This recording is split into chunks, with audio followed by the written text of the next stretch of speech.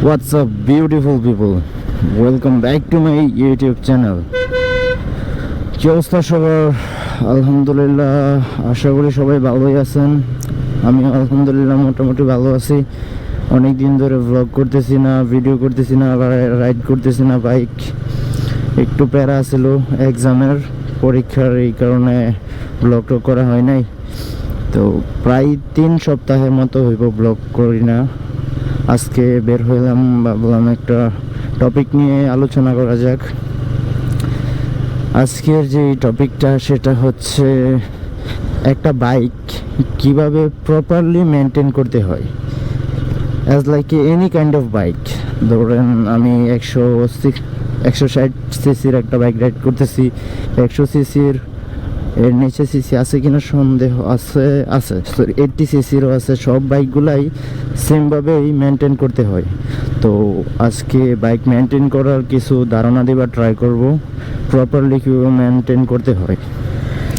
তো প্রতিটা bike properly maintain করার জন্য আমার মতে 3টা স্টেপ খুবই জরুরি।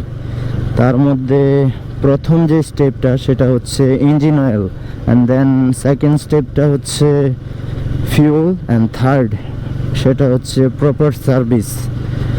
এই 3টা জিনিস যদি মেনটেন করা যায় সুন্দরভাবে, তাহলে আমার মনে হয় না বাইকে কোনো প্রকার প্রবলেম হয়।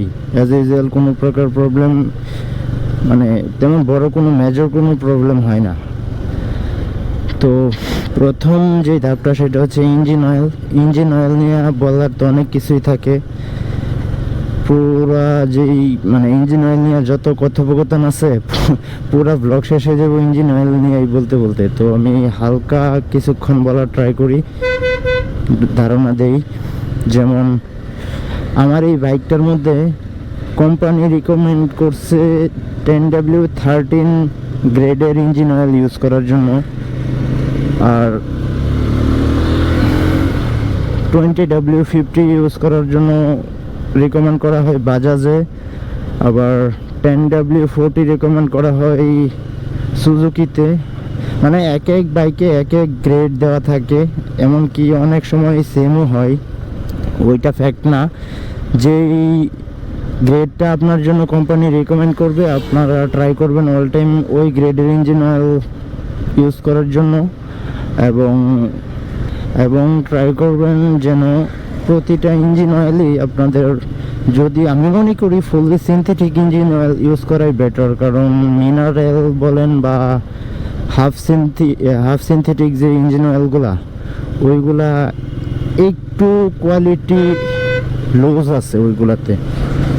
যেমন আমি এই এখন পর্যন্ত অল টাইমই ইউজ করতেছি ফুল সিনথেটিক ইঞ্জিন অয়েল। লাস্ট কালকের আগের দিনও আমি ইঞ্জিন অয়েল চেঞ্জ করছি। সেই অ্যাডভান্স 1400 টাকা নিচ্ছে আমাদের এখান থেকে। জানি প্রাইসটা একটু হাই, কিন্তু 1400 টাকা নিছে। যেটাই হোক, ওইটাও হচ্ছে 10W30 আমার বাইকের অনুযায়ী। তো আমি ওইটা ইউজ করে যে রেজাল্টটা পাই, বিলিভ মি গাইস, মানে থ্রটলটা দিলেই এই দেখেন কীভাবে ভাগে, থ্রটলটা দিলেই ভাগে। কিন্তু যখন লাস্টের দিক দিয়ে চলে আসে ইঞ্জিন অয়েল, মানে একেবারে টেম্পার শেষ হয়ে যায়, তখন ইঞ্জিন অয়েলের যেই টেম্পারটা শেষ হয়ে গেলে যেই কার্যক্ষমতাটা থাকে, আপনার বাইকের পাওয়ার লুজ করে, প্লাস বাইকের গিয়ার শিফট করতে একটু হার্ড লাগে, প্লাস বাইক তেমন ইজি থাকে না, যেগুলো হচ্ছে ইঞ্জিন অয়েলের জন্য হয়। প্লাস ইঞ্জিন অয়েল যদি রেগুলার চেঞ্জ না করা হয়, তাহলে আপনার বাইকের পিস্তন নষ্ট হয়ে যেতে পারে, ক্লাচ প্লেট নষ্ট হয়ে যেতে পারে, প্লাস ইঞ্জিনটাই টোটালি ড্যামেজ হবে একটু বেশি।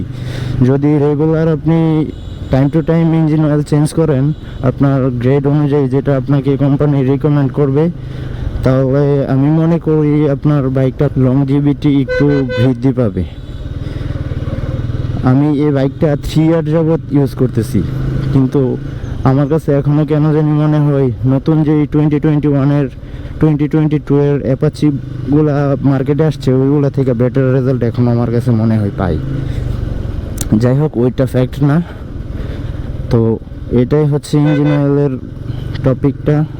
অলওয়েজ ট্রাই করবেন কোম্পানি রিকমেন্ডেড গ্রেড অনুযায়ী, এবং সব সময় সিনথেটিক ইঞ্জিন অয়েল ইউজ করে ট্রাই করবেন। যদিও মিনারেল ইঞ্জিন অয়েলের প্রাইসটা কিছু কম, 500 থেকে 600 টাকার মধ্যে হয়ে যায়, কিন্তু আপনি মিনারেল ইঞ্জিন অয়েল দিয়ে যেটুকু রাইড করতে পারবেন, ধরেন মিনারেল একটা ইঞ্জিন অয়েল ইউজ করতেছেন, 1000 কিলোমিটার রাইড করতে পারবেন। আর যদি সিনথেটিক ইঞ্জিন অয়েল ইউজ করেন, তাহলে আপনি ওই জায়গায় যদি তেমন রাফ না রাইড করেন, তাহলে 3000 কিলোমিটার ইউজ করতে পারবেন। তো ওই দিক দিয়েও একটা প্লাস পয়েন্ট আছে। আর সিনথেটিক ইঞ্জিন অয়েল তো বললামই, পাওয়ারফুল, খুব ভালো একটা ইঞ্জিন অয়েল। তো এটাই বলার ইঞ্জিন অয়েল নিয়ে। এখন আসি সেকেন্ড যে টপিক, ফিউল। তো ফিউলটা হচ্ছে মোস্ট ইম্পর্টেন্ট একটা জিনিস। আরে ভাই নিচে আসিস না। ফিউলটা হচ্ছে মোস্ট ইম্পর্টেন্ট একটা জিনিস। ফিউল যদি কোনো প্রকার খারাপ থাকে, অথবা ফিউলে যদি কোনো ঝামেলা থাকে, তাহলে হয় কি, আপনার বাইকের গতি কমে যায়, প্লাস মাইলেজ কমে যায়, প্লাস স্টপ কমে যায়, টর্ক, এভরিথিং প্রবলেম দেখা দেয় আর কি বাইকে ফিউলটার কারণে। তো বাংলাদেশের যে পাম্পগুলো আছে, এগুলোতে ফিউলগুলো তেমন খুব একটা ভালো পাওয়া যায় না। তবে আমি ট্রাই করি অল টাইম অকটেন ইউজ করার জন্য, কারণ অকটেন বেটার দেন ফিউল 100% অল টাইম। তো অকটেন ইউজ করলে যেটা হয়, আমার যেই মানে র পাওয়ারটা, ওইটা আমার কাছে কেন জানি মনে হয় একটু বেশি।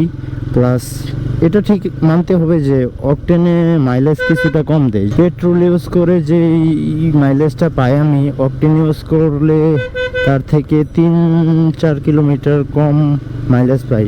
এটা অবশ্য মেনে নিতে হবে, কিন্তু আপনার বাইকের যে পারফরমেন্স, ওইটা কিন্তু পেট্রোল থেকে ভালো পাবেন অকটেন ইউজ করলে। তো আশা করি বুঝতে পারছেন আমি কি বলতে চাইতেছি। তো অল টাইম ট্রাই করবেন ভালো ফুয়েল পুশ করার জন্য বাইকে। আর যদি ভালো ফুয়েল না পান, আশেপাশে কোনো ভালো ফুয়েল পাম্প না থাকে, তাহলে আমার রেকমেন্ড থাকবে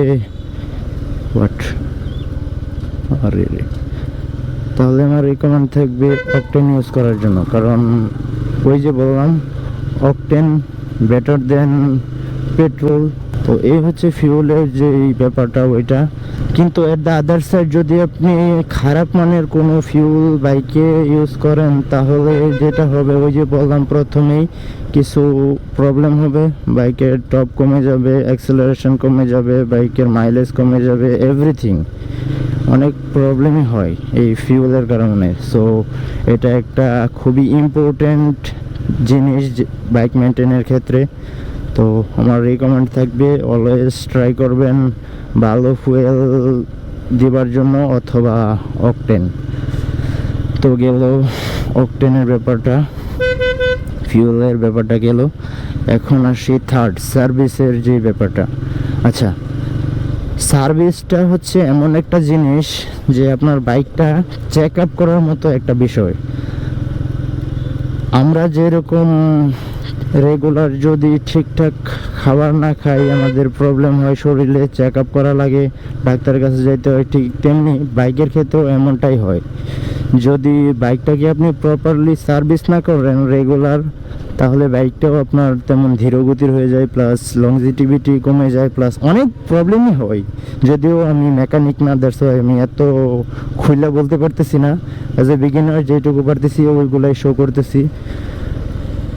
তো সার্ভিসের ক্ষেত্রে যেটা হয়, অলওয়েজ ট্রাই করবেন একটা যে কোনো সার্ভিস সেন্টার থেকে অল টাইম সার্ভিস করার জন্য বাইক। যেমন আমি লাস্ট 3 ইয়ার ধরে একটা শপ থেকে, সার্ভিস সেন্টার থেকেই সার্ভিস করতেছি আমার বাইকটা। অন্য